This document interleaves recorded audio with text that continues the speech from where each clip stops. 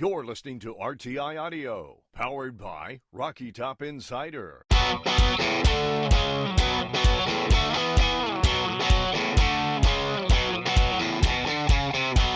This is Pancakes and Bacon with VFL, Kyler Kerbyson, and Reed Bacon.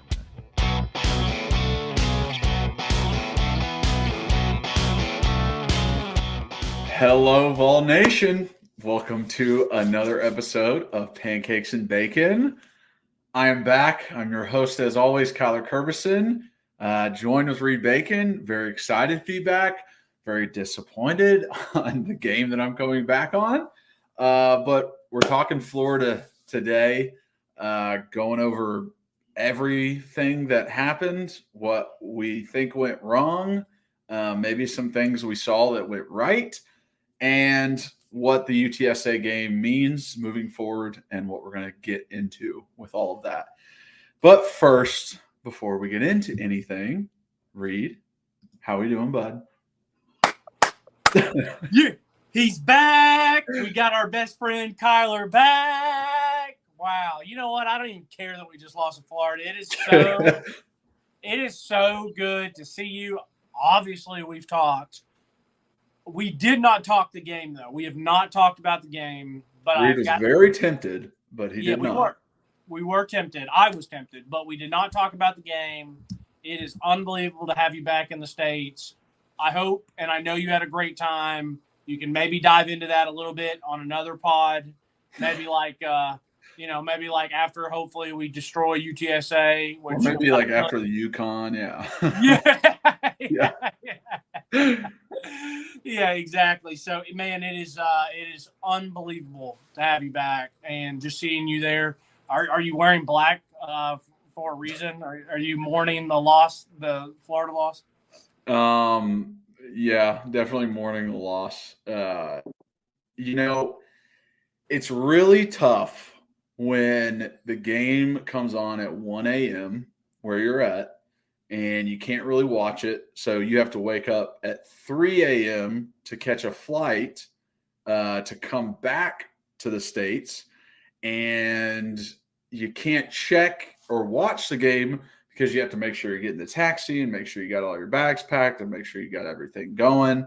And legit, the only play that I watched that was live was the last fourth down. And just waking up and looking at a score and being like, it's 7-26. Wow, this is great. And having no idea what's going on. And then knowing we lost, knowing that it was bad, seeing everyone's reactions online, and then telling yourself, you have to watch this, was not fun. I was dreading watching this game because I didn't know what was going to happen, and I knew it was just going to piss me off while I was watching it. But I watched it. I watched it one time through, so I'm not going to say that I have I have this play written down at this time and all that kind of stuff. But it was disappointing. Let's say that. It was disappointing.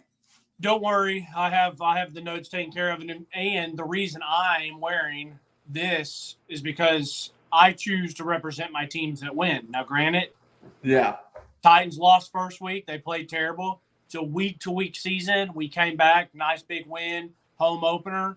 I'm repping the Mike Vrabel boys. So I get it. I would do the same thing. But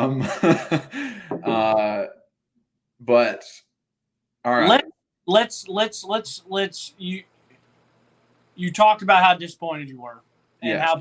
how bummed you were. Is there anything else that you want to add briefly before I jump into my monologue of just what the Florida game meant to you as a former player? You've always said it's the one that mattered to you the most.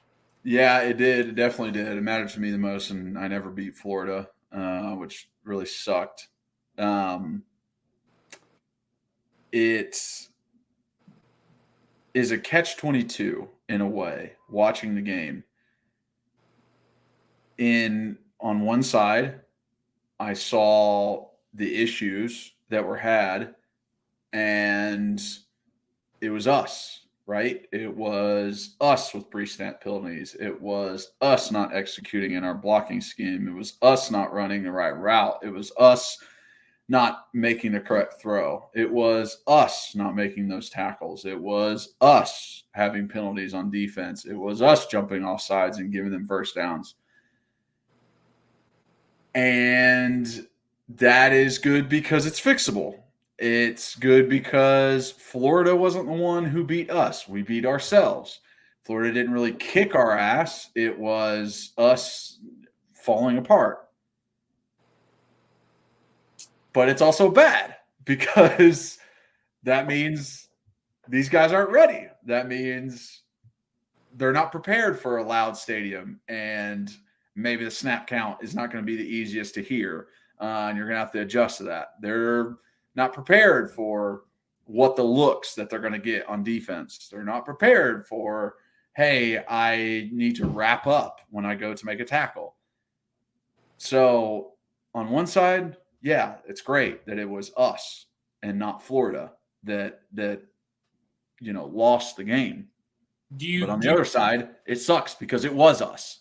And I know because I've been a part of it, that those things are preventable, that those things you're able to practice them. So it's very disappointing to see that all of those things happened. And we'll break it down as we go. And when we get into offense, we can talk about it more. In defense, we can talk about it more. But it's just bad to see that, because I know for a fact that you can do things to practice the things that I saw and be prepared for situations. And that just doesn't seem like it happened. You agree that Florida's not that good of a team? Yes. We're like 6-6, 7-5 now. Yeah, I would say 7-5. I think they will end up being 7-5 now that they have a win versus us. Yeah. Okay. That's what I was curious. If you don't know, there's been a lot of back and forth about Joe Milton. I will get your opinion on that. I think I was dead wrong. I was dead wrong about this. I've been saying it for weeks, for months, that I thought we would go down there and win, and that the fourth quarter. I guess I was right about that. The fourth quarter really wasn't a game, but it wasn't really a game for the Florida fans. They got to enjoy it. I have. Let me, and real quick too. It's a bummer for me because we do have to wait 2 years. Now you're saying we get to play them. We do play them again next year, right? Yeah, we're definitely going to. There's no way they would take. Well, I mean, I guess they would, but I don't feel like they would take the Florida game away from us. I just caught myself on this because I was going to say it's a bummer that we have to wait 2 years to get a chance to go back down there and whip them in their home stadium. But with all the turnaround, I didn't really think about it. But anyways, let me say this. So people, which it's not realistic. I know I've said stuff like this before. People should not be allowed to comment on the game until after they watch the film. Yeah, you got to watch it a second time. Yeah, and I know, and listen, I know that's not realistic because at the heat of the moment, you want to vent, you want to talk to your buddies, you want to listen to call-in shows, and listen, that's great. That's never been really my big thing, but I totally get, and I have buddies that absolutely love to do that. If I had done this podcast immediately afterwards, I would have been completely wrong. My opening statement is 1,000 times different sitting here now, and not even because I'm not emotional, but because I've just got to sit and watch the facts.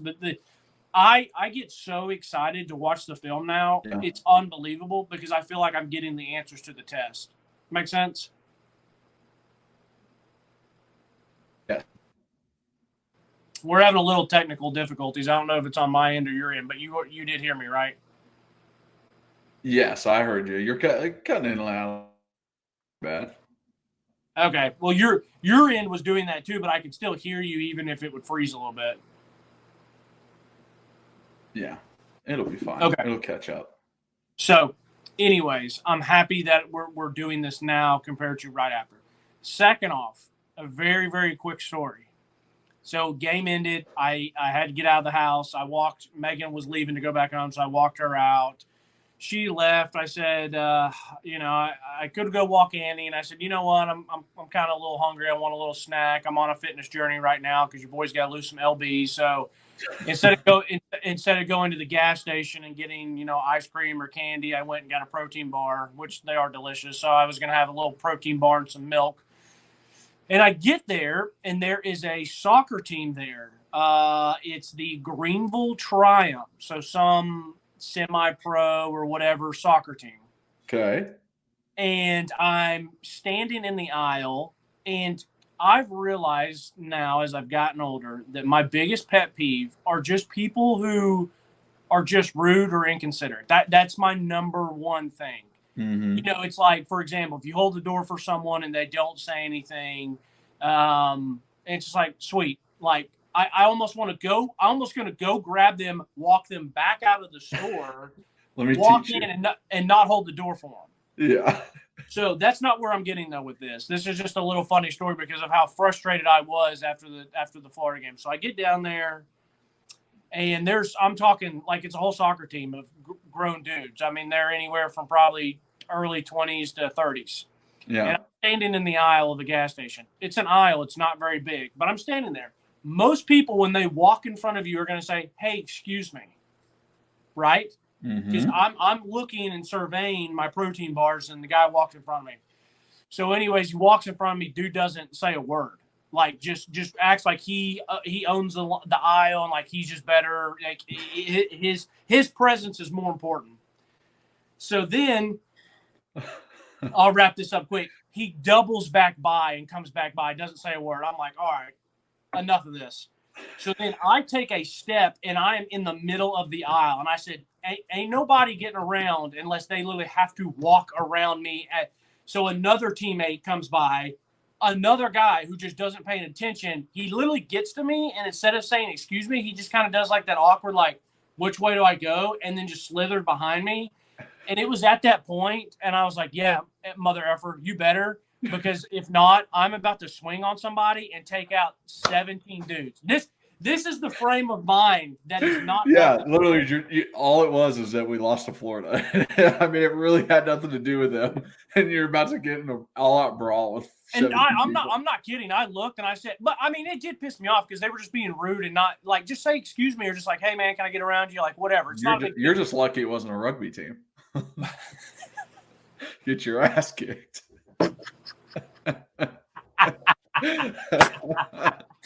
Anyways, bro, I'm dead serious. I literally for a half second my mind said, bro, I mean there's 15, 16, 17, 20 dudes. Yeah.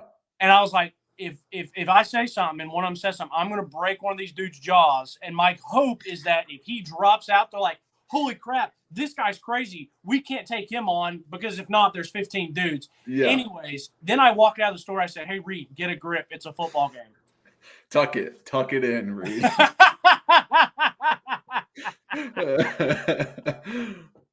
All right. Anyways, I don't even have an overview. I guess I just wasted time on that as my overview. Let's just jump into offense. Do you have something where you want to start on offense or? Because I know you maybe didn't take notes. Yeah, no, I didn't get a chance to take notes. I was actually cooking as I was watching it. It's funny when you rewatch it and you know we're gonna lose, but then you see plays and it like I still like jump up and down like, oh my gosh, like in frustration or in excitement, even though it's like know the outcome. But offensively,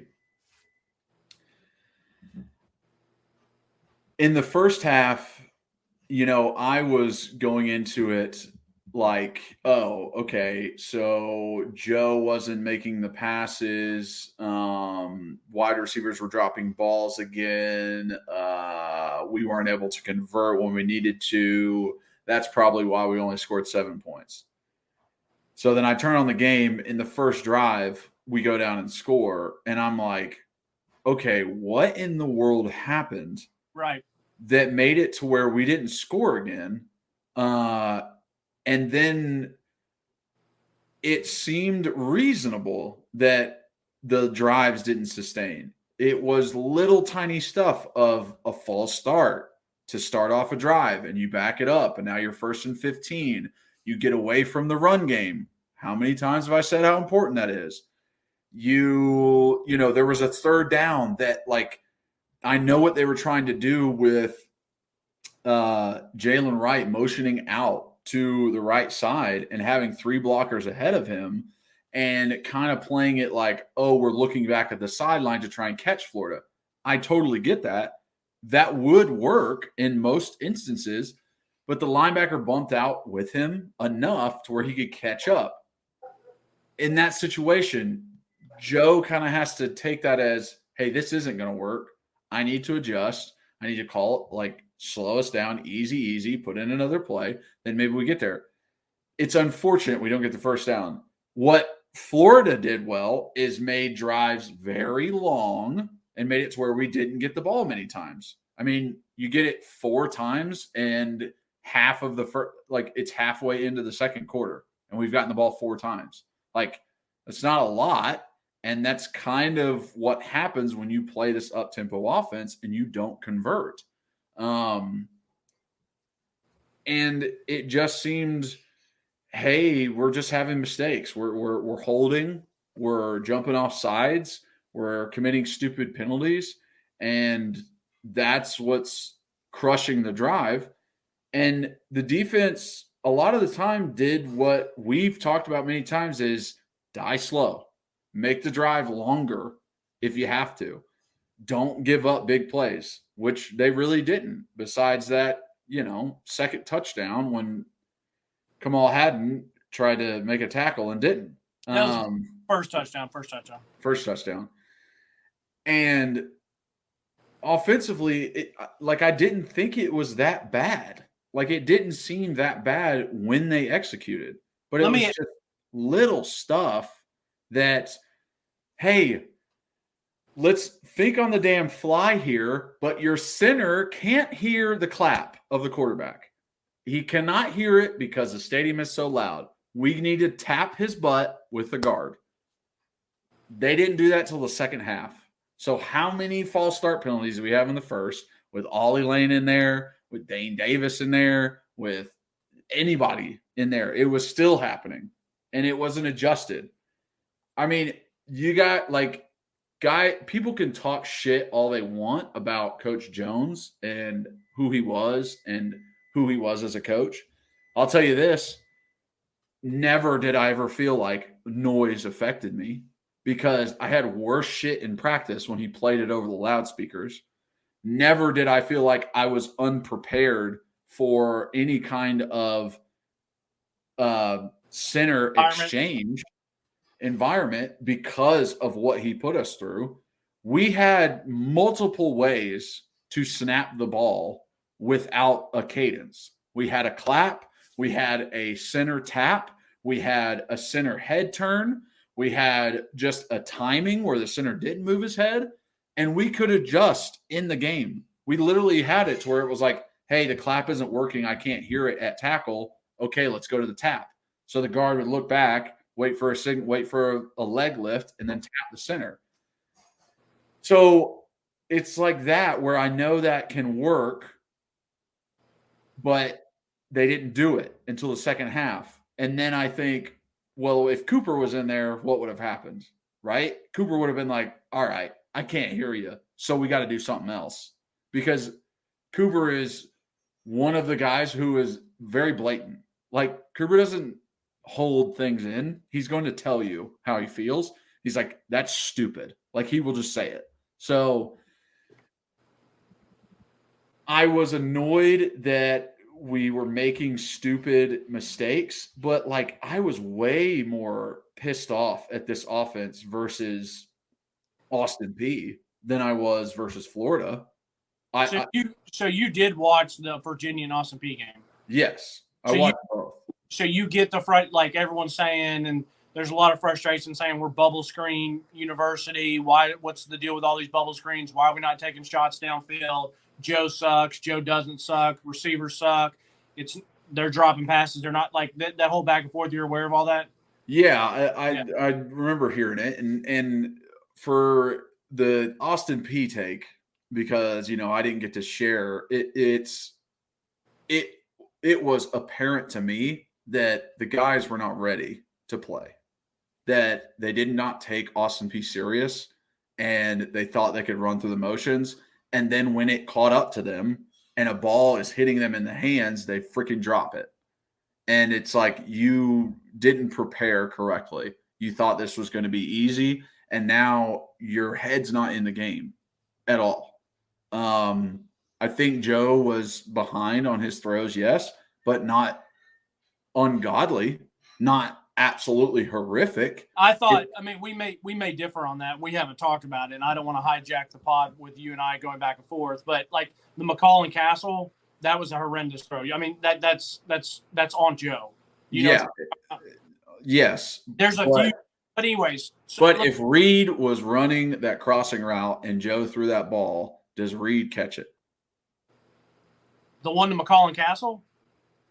Hell no, I'm not catching that. No, you don't think so? No. I think I catch it.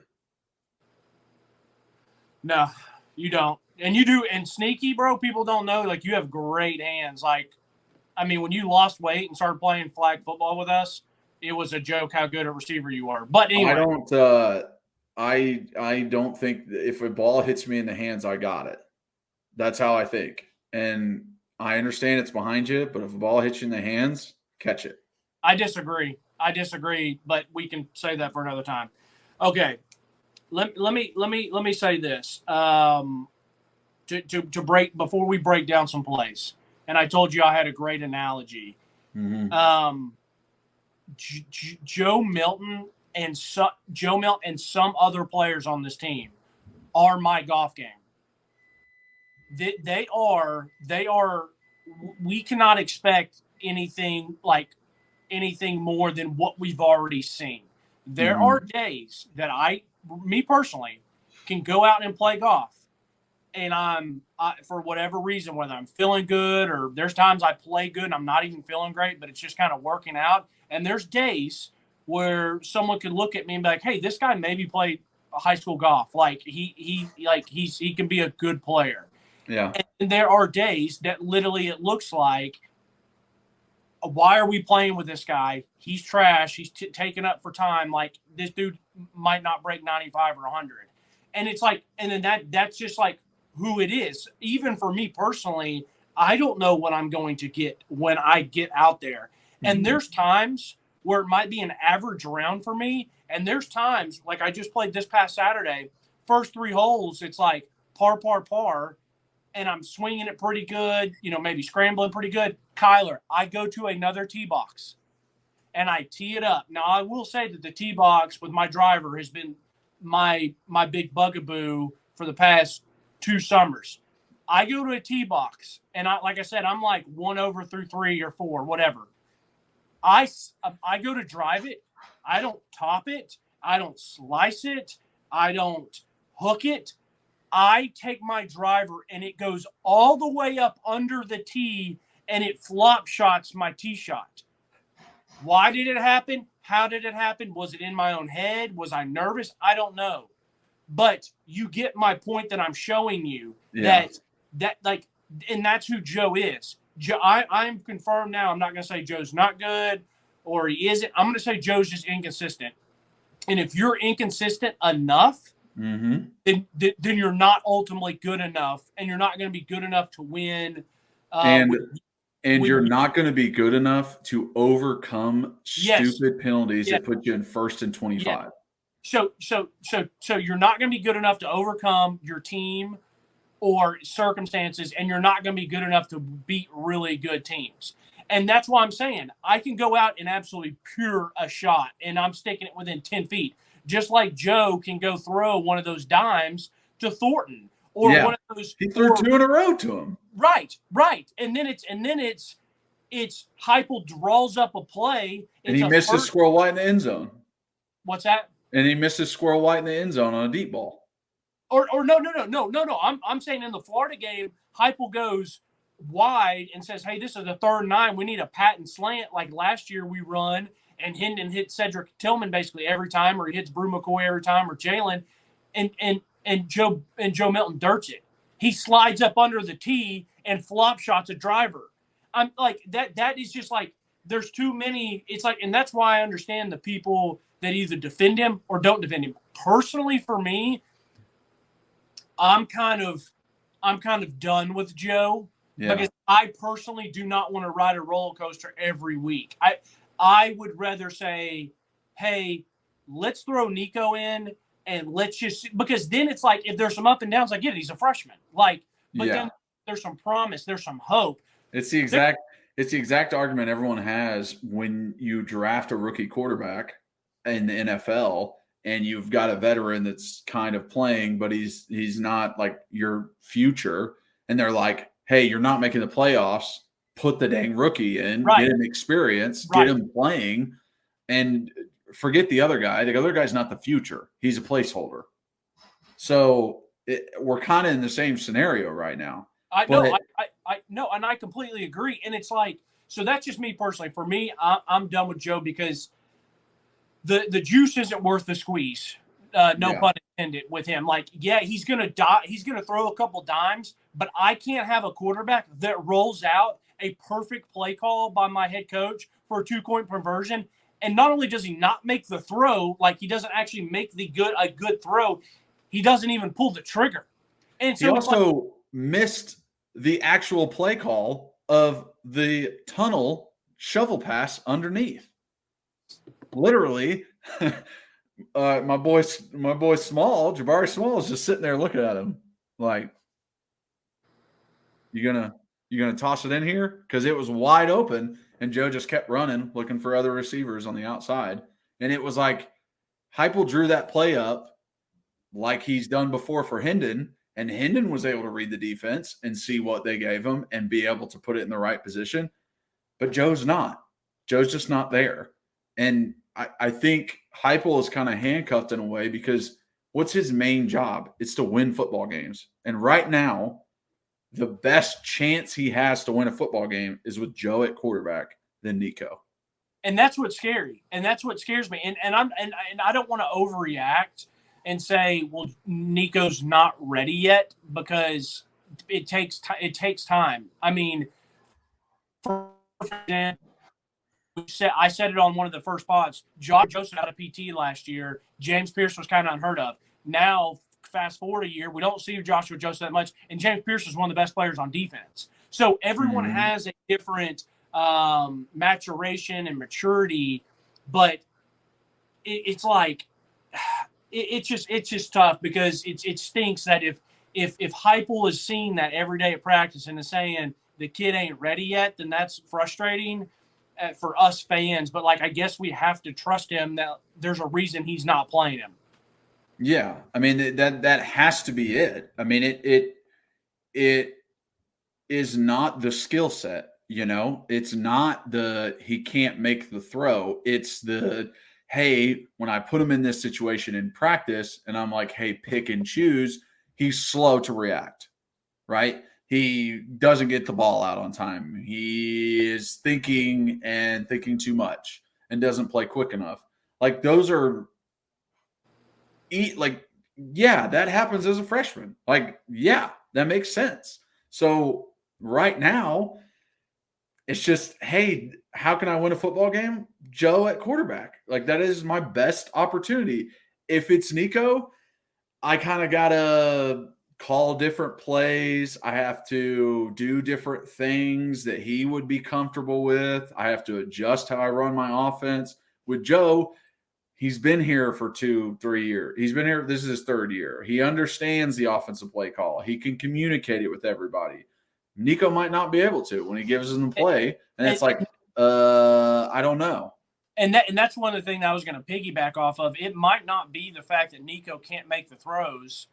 It might be the fact of everything else that goes into being a quarterback for a team. That's it. That is it. It's not the throws. Yeah. Nico can make the throws. We saw the random throws he was able to make in the spring game. We saw the throws he was able to make when he got to play in Virginia. Like, you see it in him. You see his pocket presence. He's so good in the pocket. When he got in versus Virginia, like him moving in the pocket. I was so impressed. It made me so excited for unbelievable for the future. He made some good throws, like the attempt to score the touchdown. I think he was throwing it to Squirrel. Caleb Webb. Or it was Caleb Webb. At that time, I get it. Caleb Webb's one-on-one. But if he had looked over just a little bit, Thornton was open. And he probably could have got a touchdown with Thornton. But he's on the run, and that was a little difficult to see. And, he's a freshman. So it, makes sense. I just think people need to understand that the speed of the game, whether I don't care how high a level of college football, how high a level of high school football you're playing, there's just an adjustment period, and some people pick it up quicker. And that's not a negative. It's just it's a speed of a game. I used you as a perfect example on the pod. Like, you were in the program for 3 years, and then you started, and then you were the best, arguably the best offensive lineman for 2 years. So it's just one of those things. Anyways, and I don't want to beat up on Joe. Like I said, personally, I just say I'm kind of over it because I don't like the inconsistency. But there's other people that need to be more consistent. You know what I mean? Like, we know that their level is here, and you can still win games at their level here. Obviously, we want elite talent, 5-star blue chip, 4- and 5-star guys, and their talent's here. And when they play consistent, you can't touch.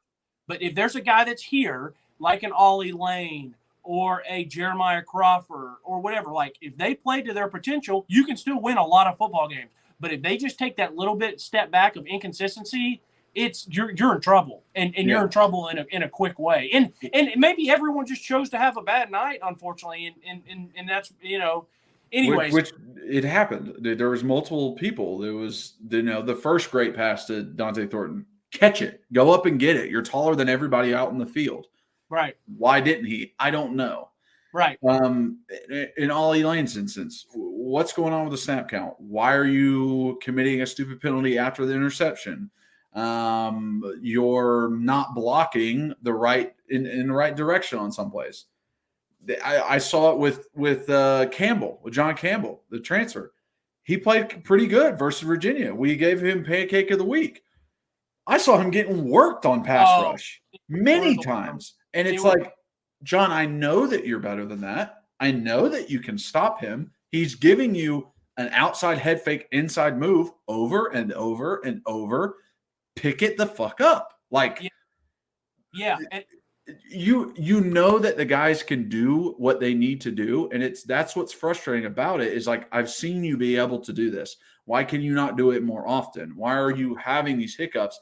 And that's what happens. I thought about you during the game because of what you've said. You've said a lot of things that have stuck, especially about going back and watching the film. Never as bad as you think, never as good as you think. Whatever, but I thought about you. You said it last year on the pod. Once I see that you are capable of this is the standard I hold you to. Yeah. And I'm happy you brought up John Campbell because he got whipped multiple times. And there was, like, Jeremiah Crawford had some really good plays. He had some bad plays. And it's like the John Campbell thing's kind of frustrating because we've only seen him, 3 games in now, but it's like I don't really remember Mincy getting worked in a total game like that last year when he was at left tackle, or same thing with Jeremiah Crawford. I never saw – they maybe had, some good plays, some bad plays, but I never felt like it was just like one game they just got worked constantly. No. So and that's about. But anyways, let me dive into some plays here. Yeah. I'm going to talk pretty quick about this. By the way, I'm going to talk offense first. I don't mean this to be a hot take. I truly believe it. As bad as the defense played, the offense lost us this game. For sure. Hands down. For sure. So definitely. And when we get to defense, I'll also mention Florida did awesome. Florida played within themselves so well, and it was a lot of high-level basic stuff, if that makes sense. It was all basic with just a little bit of window dressing. Okay, so offense, the first drive starts out great. I mean, the game could not have started any better. We get them, by the way, I completely forgot to tell you this. I took Tennessee -0.5 in the first quarter. I owe Big Amari Thomas for saving me a decent amount of money. Yeah, for that block. Yes, and so that was kind of electric. If it hadn't been for that, I would have been really pissed the entire night. But anyways, we start the game off. They go down, they drive it, they get some stuff, but we get off the field and giving up 0 points. Honestly, even if we'd only given up a field goal, I would have been like, hey, that's a win because we're about to go down here and score, which we did. Mm-hmm. So it's like, hey, everything looks good. And then I'm going down to offense. One of the things I did love is I loved when we had Squirrel in the slot and the safeties are playing 30 and 40 yards off, and they just get him a little hitch route. I love that. It's like, hey, you know what? If they are going to play that deep, he's the guy that I want catching that. He's the only guy I want catching that. I didn't really want Jalen catching it last year. They would do it to Jalen. He doesn't have the wiggle. Like Brew, I'm cool with Brew doing it because he's going to body someone. But it's like, I don't want Dante necessarily. Yeah, I know. We'll get there. Yeah. Honestly, the only people that really played a consistently pretty good game were, in my opinion, were Brew, Aaron Beasley, Big Amari Thomas, and probably James Pierce. Like those are the ones. Literally like, if I was on the podcast last week, I would have made a point to say Brew is the leader of that wide receiver room, and he needs to get them right because he's consistent. He's the one who's catching balls. He's the one who's putting effort in. If the other guys are dropping balls and they're not putting the effort that they need, like he's the one who needs to hold them accountable. It kind of pissed me off too, by the way, when Kirk Herbstreit was getting on, which I love Kirk. I think he does a great job.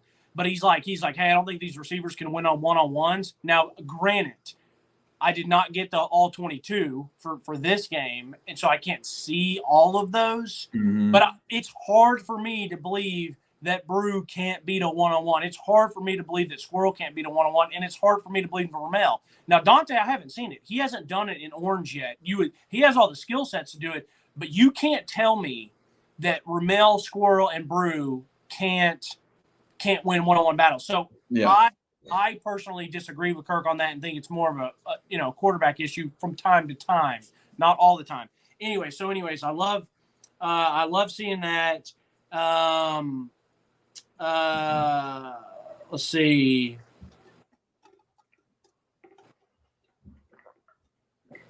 I'm sorry. Now you read your own notes. No, now I'm remembering it says hit the second 9 to Ramel, and I have ...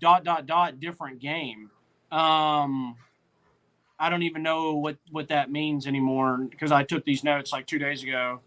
Third 9 call, the running back screen, especially with the slow snap. Oh, I said the exact same thing you said. The third 9 call, running back screen, but it's a slow snap. They get time to react. Okay. Yeah. Okay, here's one thing. We saw it multiple times. Me personally, I hate not having a running back in the backfield because as a defensive player and as a defensive coordinator and whatever else, I know that there's about a 10% chance of a run. And let me tell you this, Kyler, if it's Joe running, I don't give a dang. I'm telling my guys, if I'm coaching them and if I'm playing, I'm like, I'm 1,000% playing very aggressive to the outside or to something else. I'm telling these guys, pin your ears back, go after the quarterback. Because if he does run, I'm not worried about it. Like, the best I've ever seen him run is probably a 15-yard pickup. Like, we're going to live with that. So I hate taking away the threat of a run, even though we can do the bubbles, which is an extension of the run game. And the thing with Joe is he is a downhill runner. He cannot cut in space like Hendon could and make guys miss and fall over. Joe just can't do it. I mean, yeah, it was really pretty how he stiff-armed that guy versus Virginia and, like, made him look a little tiny guy, but he couldn't get around him. Like, Hendon would have juked him out. I wasn't even that impressed by that. It's not that impressive because I know Hendon would have juked him out and kept running and probably scored. Yeah, agreed. Everyone, like, wanted to put that on Twitter. It's like, dude, like, he looked like he kind of looked like a bitch. It kind of was like, yeah, he stiff-armed the dude, but it's like he didn't look athletic or, like, I don't know. I didn't like it. No. Anyways, awful decision by Joe to let the ball go. That you cannot throw a ball in the air like that. Like, there were so many times I watched this and it's like that just let the game get away from us. And then I'm watching it again. I'm like, if we had just scored here, Florida legitimately wanted to let us get back in the game. And yeah, little things. And there were times where, like, we would put drives together and we would run it pretty well. I mean, there were times, as bad as offensive line looked sometimes, there were times that they really, really did create some nice holes. And there were some good runs by Jalen and Jabari. So it's like, Florida wanted to let us back in the game. I have another one here. Crawford and John Campbell whipped just brutally. Yeah. How do we need a timeout after being on the bench for like damn 10 minutes, and then a play that let's see. Oh, and then after we called the timeout, then the play that we ran, look, it was screwed up. I mean, how is that possible? I don't think that's on Hype. Hype's really good at what he does, and he's got a lot of equity built up. Joe doesn't have a lot of equity built up. I'm not saying it was on Joe. Maybe it was someone else, but it's like I see that, and I'm like, that's not Coach Heupel. That's not the Coach Heupel I've seen the past 2 years, where it's like we've been on the sideline. We need to come out crisp. We burn a timeout, and then we don't look good. Yeah, there was multiple times where Coach had to call a timeout because of Joe. Like, because Joe's not setting up the offense correctly, because he's not paying attention to the play clock. And it's like he didn't have to do that with Hendon. Right. So then no, 3rd and 6, great clean pocket, man coverage. It's everything that you want. This isn't on coaching. This is execution. Joe Dirt's it. He's Joe Dirt. Okay, so then like I said, then after half, the fucking play coming out of after half, and I did need to ask you this: how does the running back cause him to fumble the ball? Like I'm saying, like I saw how it happened, like, but I'm saying what's the scheme there? Like, is he not supposed to step inside? Herb Street said that Jalen thought it was supposed to be a run, and then Joe just decided to throw it, and then I think it was timing with everything. It definitely looked like, and I would have to watch it again because I don't remember if the offensive line was blocking for a run or not. Do you remember? I don't, and I should have looked at that. I should. Yeah, because if they weren't, then it's just the running back trying to get in a good position to block. And he didn't get up quick enough, basically. And he didn't get up quick enough or got too close to Joe. Yeah. Because it's like I'm not paying attention to when Joe is moving to throw. Like that's not my job as the running back. My job as a running back is to make sure that nobody comes and hits him. Now, if they're sending an A-gap blitz, where do I need to be? Right in the A-gap, and I need to be right there next to like it's. I don't know. Like, I don't know exactly whose fault it is. I'm sure when they're going to watch film, it's probably going to be, hey, y'all are way too close together before the ball snapped. Like, I don't know why you're a foot apart because it kind of seemed like they were super close even before. But it's just stuff like that. Like, spacing. Who could prepare for that happening on the first play? Right. Right? I'm going to finish up with offense with this, because we've already mentioned a bunch of it as we've been talking. Dante, you've already said it. Go up and get the ball. It was PI. It was PI. It definitely was. It was PI. They're not calling it. So if they're not calling it, you got to man up and go get it. And then this is the only thing that I'm so annoyed with on Heupel. It is and listen, I don't care that they the ref kicked the ball and Florida got the sub. It is 4th and 1. You just had a nice drive to get back down there. You have a chance to get back in the game. It is 4th and 1, and we're in shotgun. It drives me up a wall. Ever since his first year, when the very, very first time we played Pitt, multiple other games when we're in that shotgun, and then even when we get under center and he hands it to Brew on an end around, like, bro, just Philadelphia. We've already done it once. Just do the Philadelphia Eagles sneak and butt push. It's not ever going to be stopped. I don't care if they have 4 of those 500-pound fat guys for Florida. They're not going to stop 1 yard. And I thought about him because I know how much you can't stand him. Yeah. Okay, so here's another thing. When I watched that, they brought the receivers inside. They didn't. We obviously, because we don't huddle and we don't really sub, so we're not bringing in – McCall and Castle, another offensive lineman, and Jacob Warren and all these guys. They squeezed the Ramel and Dante in. Dante stood there with his thumb up his ass and didn't touch anyone. It was, I'm telling you, bro, if I'm that coach and, like, I'm not ever going to demean anyone, like, I'm never going to dog cuss or anything, I'm just going to turn the film on and just be like, Dante, I'm not trying to be mean at all, but like what happened here? Like, what are we seeing? Like, I want to play you. I can't play you if you're doing this. He didn't.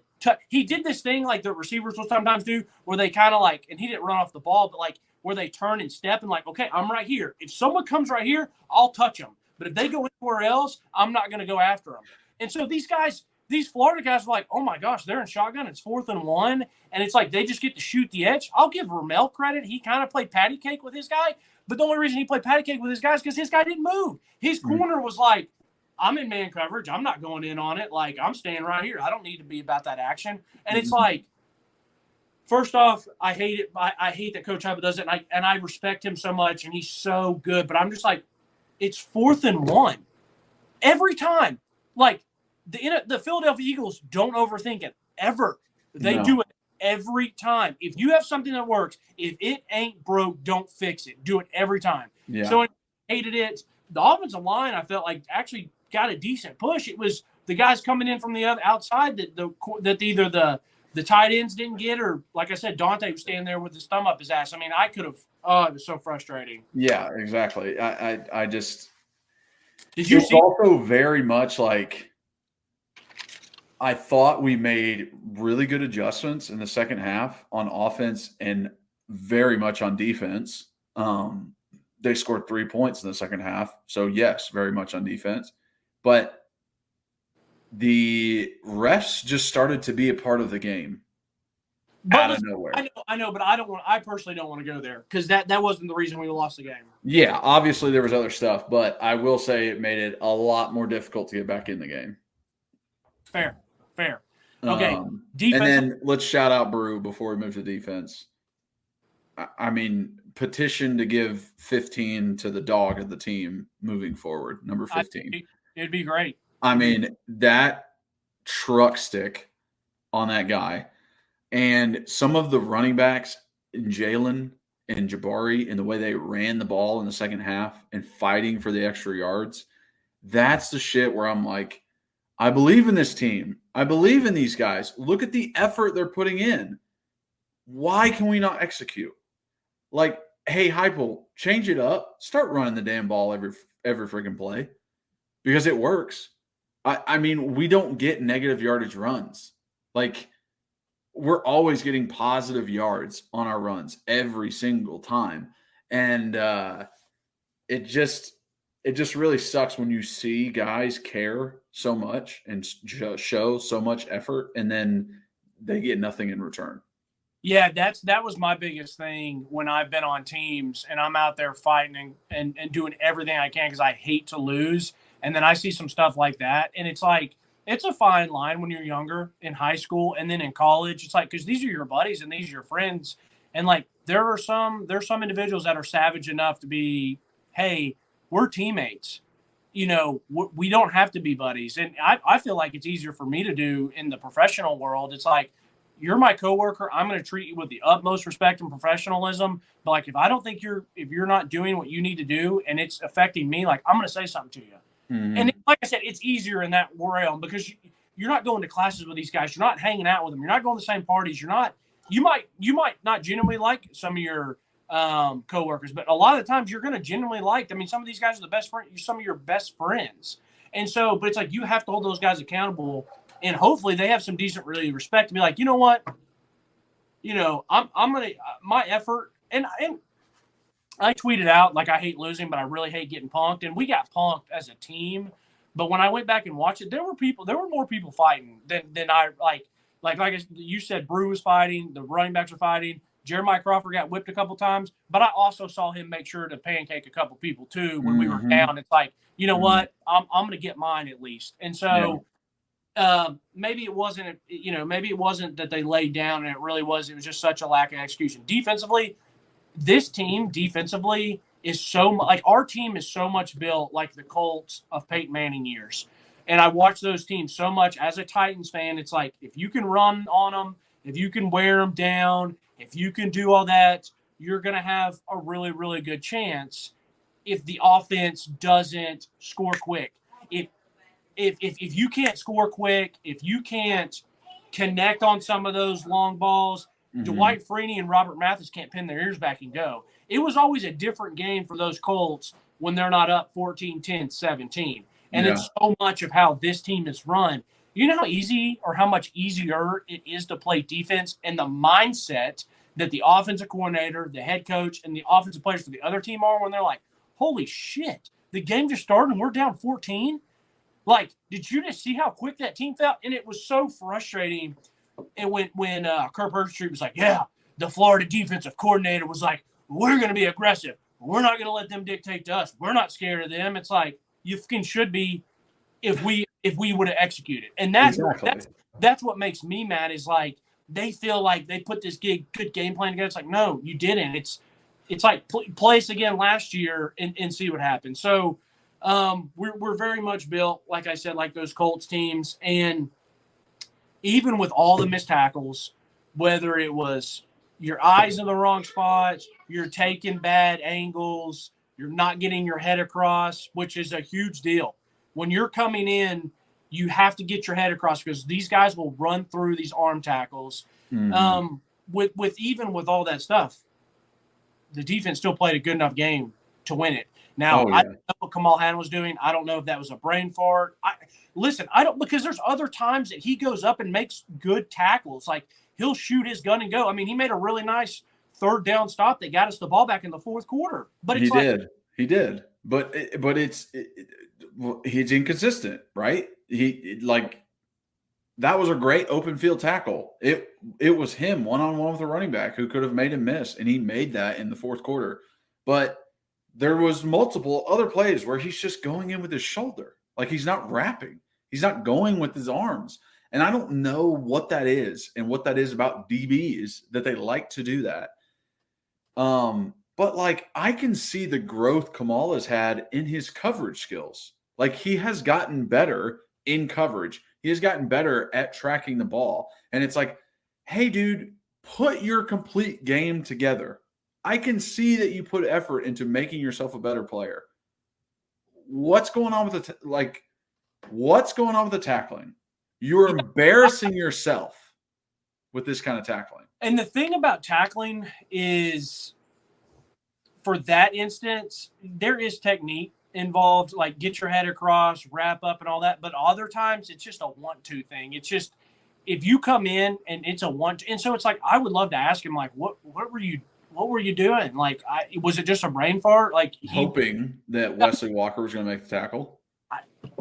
Yeah, you're right. Maybe just not being prepped mentally. I mean, I've had plenty of times where I will have a play and I would think back on it and I'm like, why did I do that? Like, why did I do that? I don't know. But anyways, mindset he should have had going in was Wesley's coming up to try and make this tackle. He's going to get him off his feet or unbalanced, and he's not going to see me. And I get to make a hit stick tackle on someone who doesn't see me or someone who is airborne.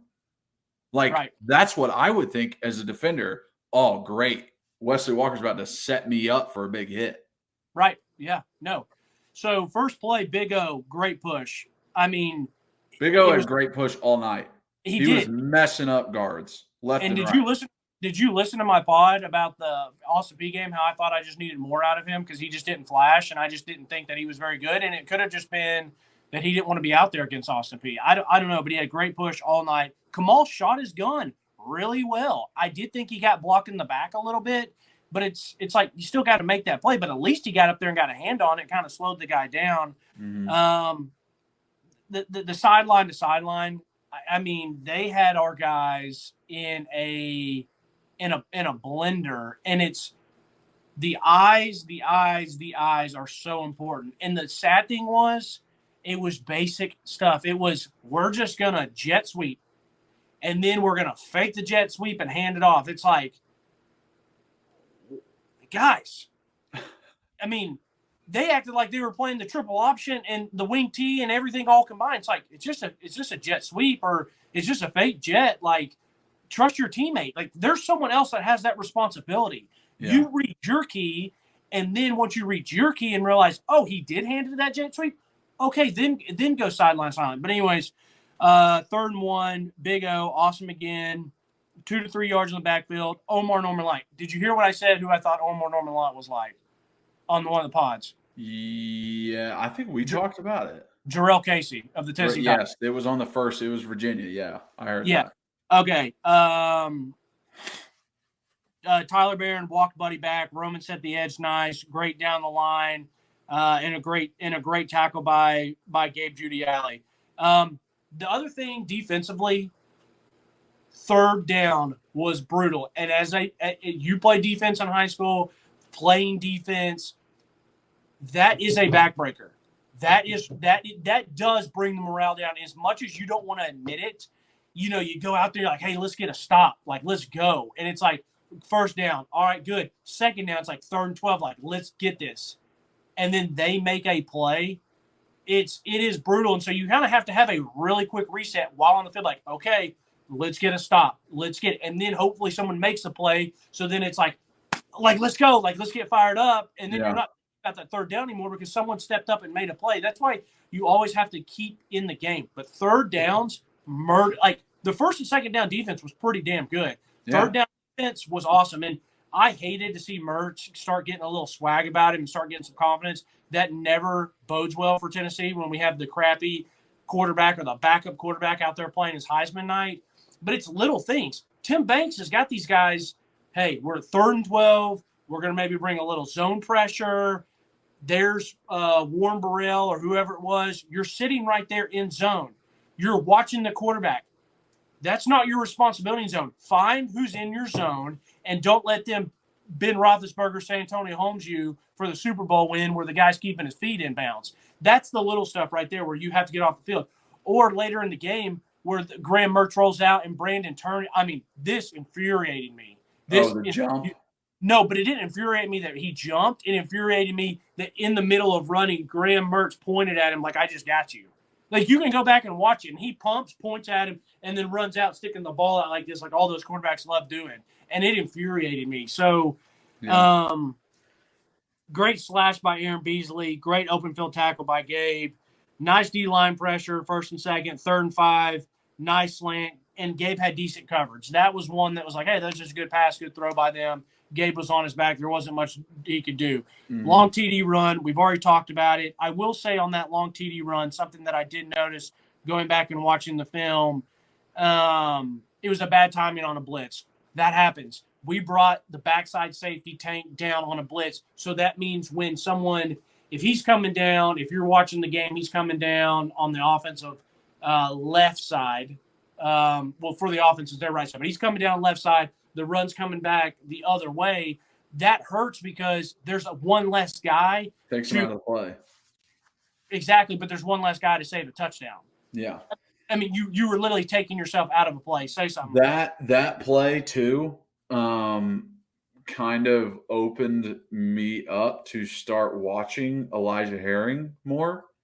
And as the game went on, and we saw him like confused and looking over at Beasley and like, I love Elijah. I liked a lot of the things he did last year. I thought, he can be a good player, but there's a reason he wasn't first day starter, right? There's a reason Keenan Pili was out there. And based on how Keenan played in just the Virginia game, it would have really helped to have him. It's here. Right. It's here. Keenan doesn't need to look over at Aaron Beasley and ask him what's going on. And Aaron doesn't have to tell someone, hey, what you're supposed to be doing.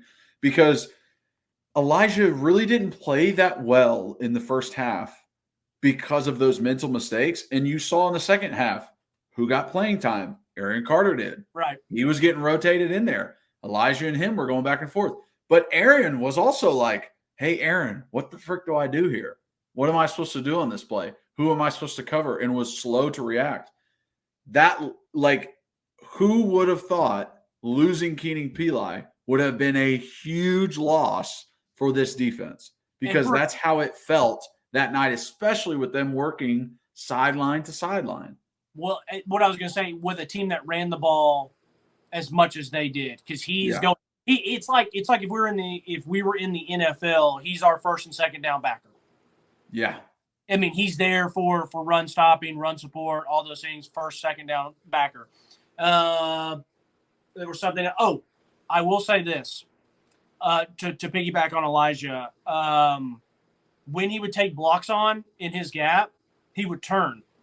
Yes. Listen, as someone I have not taken blocks on from SEC caliber offensive line, but I took plenty of guys size-wise that were, whether you're an SEC guy or you're a Memphis or whether you're playing at damn Maryville High School, the skill level can be different, but 6'5", 300 is 6'5", 300. You get what I'm saying? Like, the size is a size. It's not fun to necessarily do it, but when you go in, if they're coming and you're gonna take on with your left shoulder to keep your outside arm free, that's what you have to do. You can't go in left shoulder and be turned like this. And he did it way too many times. If you're gonna stick your face in there, you got to stick your face in there and take up your gap or play it properly. Where outside arm free here, outside arm free here, and he didn't do it. Another thing that I noticed, which I want to wrap it up. I don't want to keep talking too much longer, but.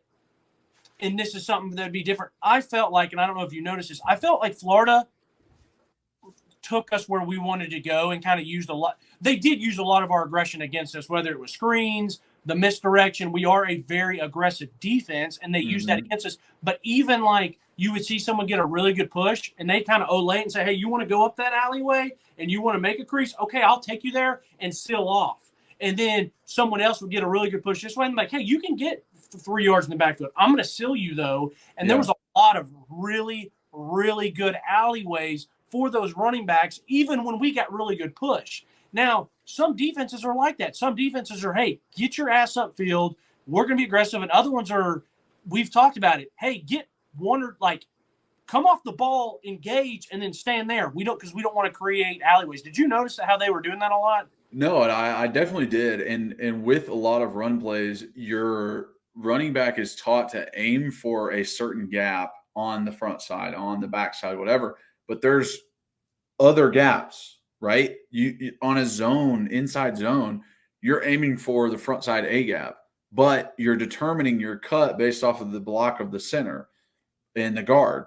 If the guy forces out, then stay in that A gap. If he comes in, maybe you cut it back to the other A gap. Like even on the powers, it's where does your puller get on the linebacker? Where does the linebacker head? Does he over pursue? Does he overflow? Because then maybe you're taking it on the front side A.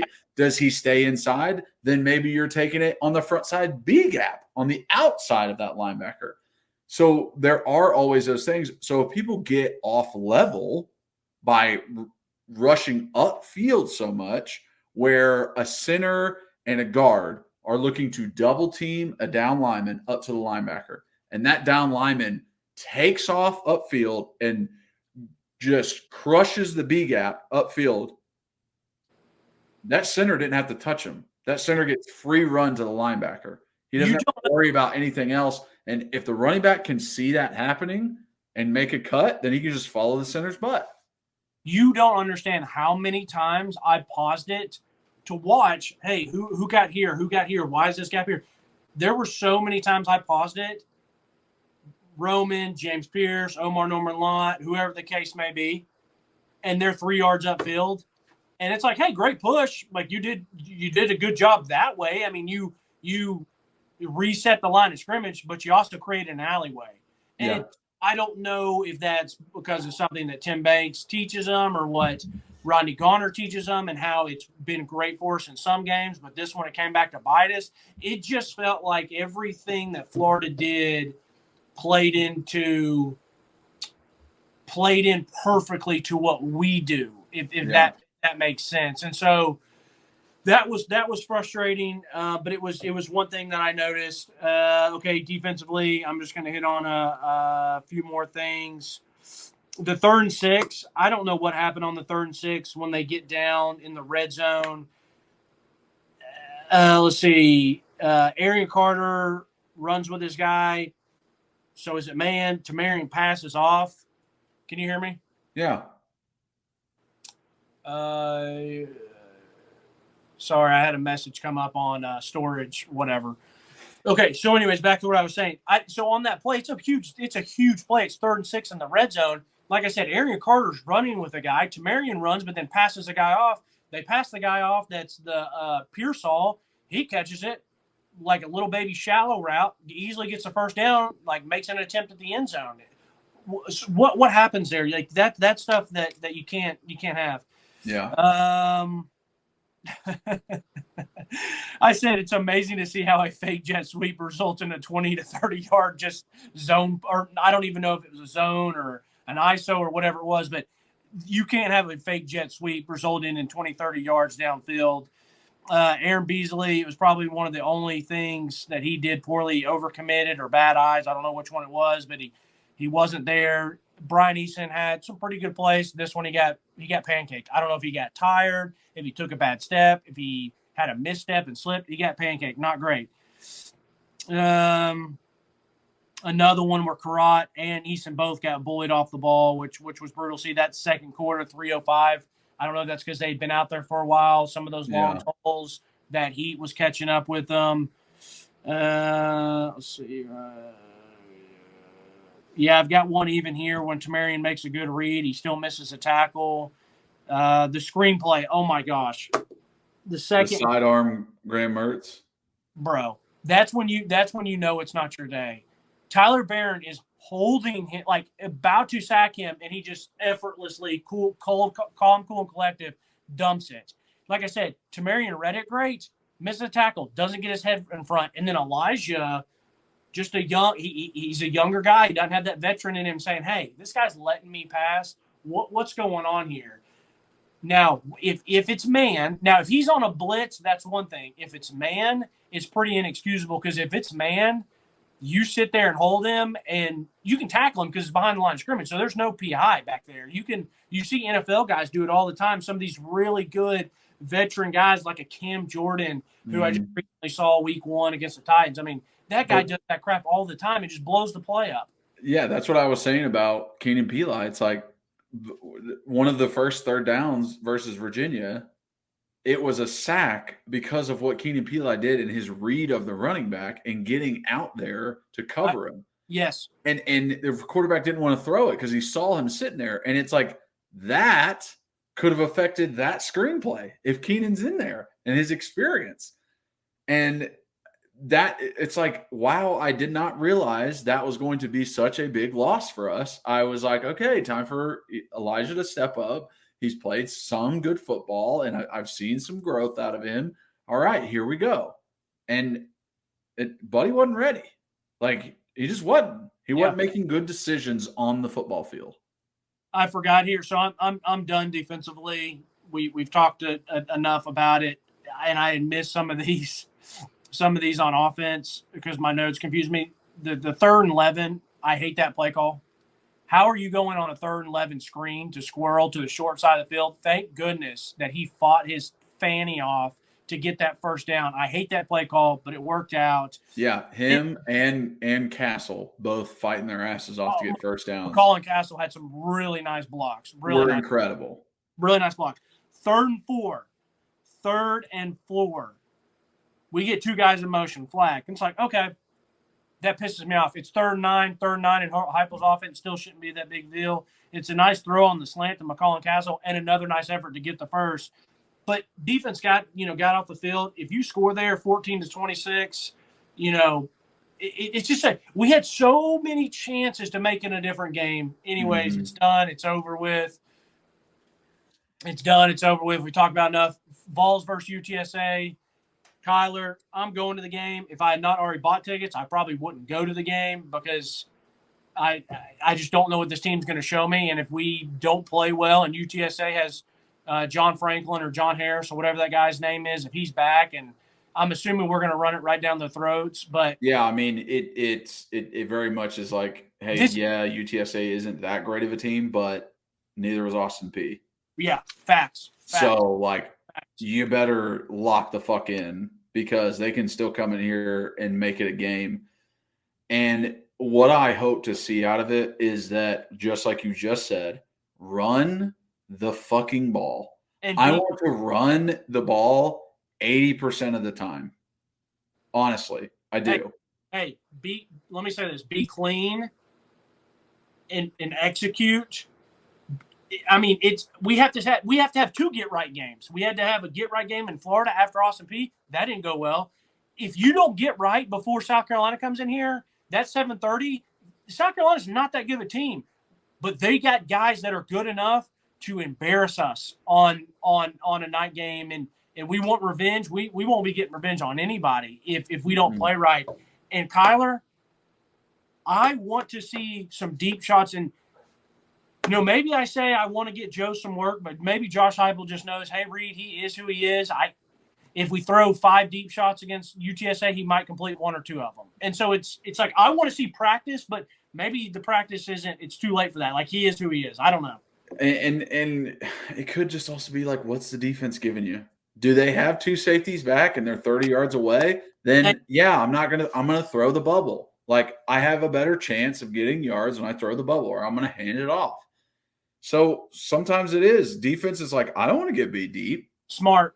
I'm thinking like a fan, and you're thinking like the former player. So that you're right. You're right. That's why we're perfect together. Peanut butter and jelly, pancakes and bacon. I love you. I love you too, bud. See you, brother. All right. See ya. Okay. Thank you guys so much for watching and listening. If you are watching, please like and subscribe, hit that notification bell, leave a comment. We love them. If you're just listening, rate and review, download, re-download, and follow us on all those platforms. And also follow us on social media at Pancakes and Bacon for our main account on Twitter, at Pancakes and Bacon _RTI on Instagram. You can follow Reed at rbacon26 on Twitter. And then for myself, it's just at Kyler Kerbyson for all social medias. So check me out there. Really appreciate you guys. Thank you again so much. And as always, go Vols.